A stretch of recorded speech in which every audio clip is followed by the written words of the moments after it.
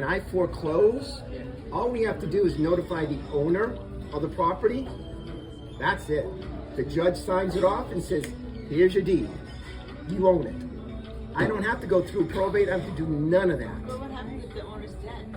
They're dead. So who do you notify? Who do you contact? The person who's still on title. That's it.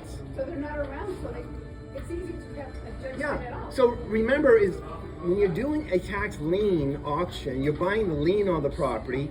If they don't pay the taxes, you send the notices, you file the paperwork, you go in front of the judge, and the judge says, okay, the guy's probably dead, but you still got to do a publication. Right, exactly. Do a publication, and then fine, come back in 6 weeks, and I'll sign Tell off. people, put that word out, tell people what you mean publication.